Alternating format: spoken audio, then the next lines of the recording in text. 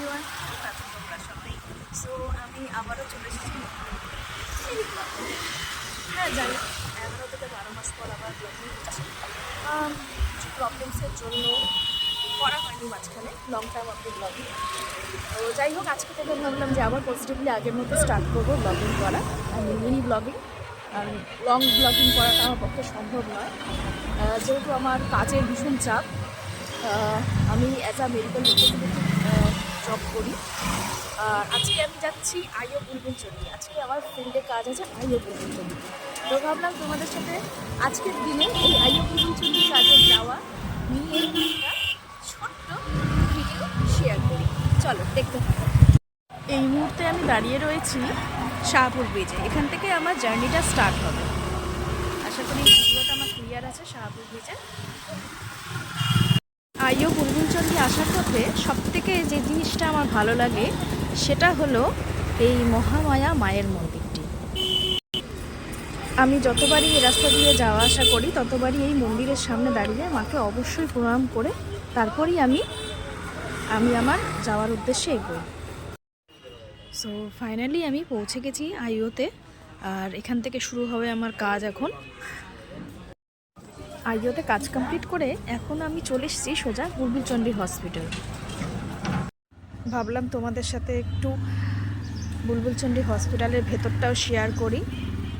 তো এই হলো বুলবুলচন্ডী হসপিটালের ভেতরটা, আর এই সমস্ত হচ্ছে ডক্টরসদের কোয়ার্টার। হসপিটালের ভেতরে আরও এখানে দেখতে পাচ্ছি যে কাজ চলছে, মেবি আরও হয়তো বিল্ডিং টিল্ডিং তৈরি হবে। বিভৎস রকম ঠান্ডা, এতটা দূর গাড়ি চালিয়েও এলাম। সো এখন ক্রেভিং হচ্ছে চায়ের। চলো এক কাপ চা খেয়ে নেওয়া যাক। চা রেডি আছে না চা বানাতে হবে? রেডি আছে?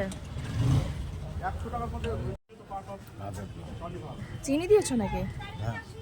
ঠিক আছে, চলবে। ঠান্ডা কেমন বুলবুলচন্ডীতে? ভালো। 5 দিন ধরে খুব ঠান্ডা। আবার দোকানদারি কেমন হচ্ছে ঠান্ডায়?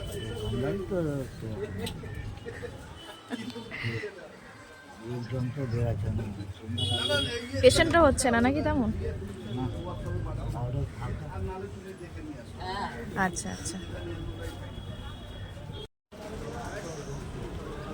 কারা কারা আমার মতো চা প্রেমী আছো আর বাইরে বেরোলেই প্রায় 5-7 কাপ চা হয়েই যায় সারাদিনে, তারা অবশ্যই কমেন্টে আমাকে জানিও। আর এই যে এতটা ঠান্ডা পড়েছে, কেমন কাটছে সবার আর কেমনটা এক্সপিরিয়েন্স সেটাও অবশ্যই জানিও। আর সবথেকে বড় কথা হলো যে এই যে ঠান্ডাটা পড়েছে, এই ঠান্ডাটা কিন্তু অনেকটা বছর পরই এরকম ঠান্ডা পড়লো। নতুবা আমি বিগত 4-5 বছর ধরে একটা জিনিস ফলো করছি যে জানুয়ারি মাসে কয়েকটা দিনই ঠান্ডা দেখা যায়, তারপর আর ঠান্ডা নেই। সারা যে November to up to February কোনো ঠান্ডা নেই, হয়তো জানুয়ারি মাসে কয়েকটা দিন।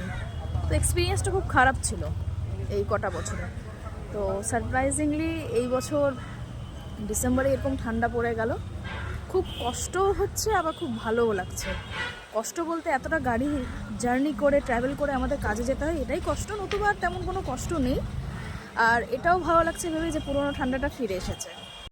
তো কারা কারা ঠান্ডাটা এনজয় করছো আমার মতো তারা অবশ্যই জানিও কমেন্টে। চলো ভিডিওটা এখানে এন্ড করছি, দেখা হবে তোমাদের সাথে নেক্সট ভিডিওতে।